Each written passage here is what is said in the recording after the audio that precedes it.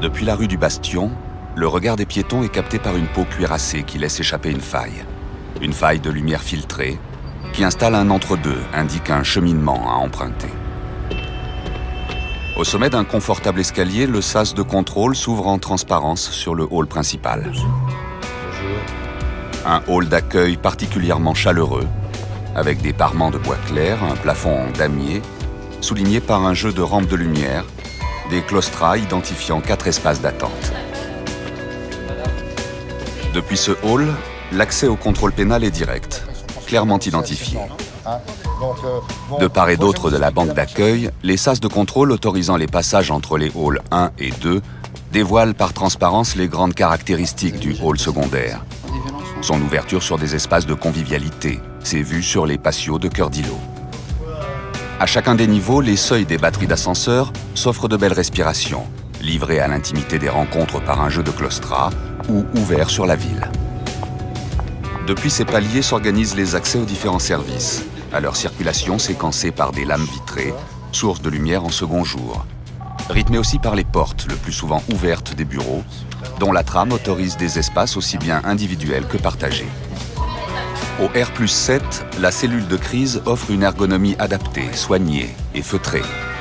Elle sépare ses salles d'appel et de commandement par une simple cloison de verre. Une peau qui peut toutefois s'occulter par un jeu de store. Quant à l'unité Corail, elle installe entre ces deux salles d'analyse et en toute transparence, le bureau du chef d'unité qui garde ainsi un contrôle constant sur l'activité de son staff, comme sur les 2 murs d'image. Le poste de surveillance de la garde à vue déroule une ligne d'écran de contrôle en prise directe avec les cellules. Cellules qui bénéficient toutes, en partie haute, d'un éclairage naturel induit par la présence de pavés de verre.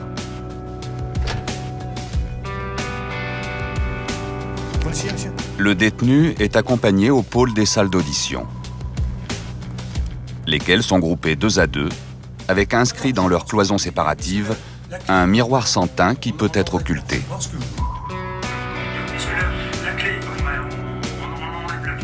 La salle de réunion et de formation est accessible depuis le hall principal par une porte latérale.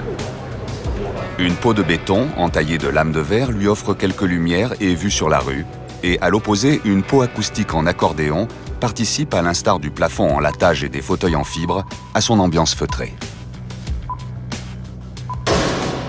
Ambiance tout autre dans le stand de tir, avec des revêtements sombres pour accentuer la concentration des exercices, mais avec des jeux de lumière, de son et de mouvement orchestrés depuis la régie pour diversifier les mises en situation. Les 4 ailes du Cœur d'Îlot, aux façades de verre blanchi jusqu'à l'opalescence associées à des écailles de métal, comme le bâti de front de rue aux ouïes de laiton, livrent au vu du nouveau tribunal une 5e façade irréprochable dans le dessin et l'organisation des équipements techniques qu'elle accepte. Rue du Bastion, en pied de rideau, un socle de béton noir ouvre très discrètement ses portes aux véhicules hors PJ. Boulevard Berthier, le tunnel d'accès des véhicules PJ assume la connexion entre la ville et le bâtiment et oublie sa longueur imposée dans une approche graphique, cinétique et colorée.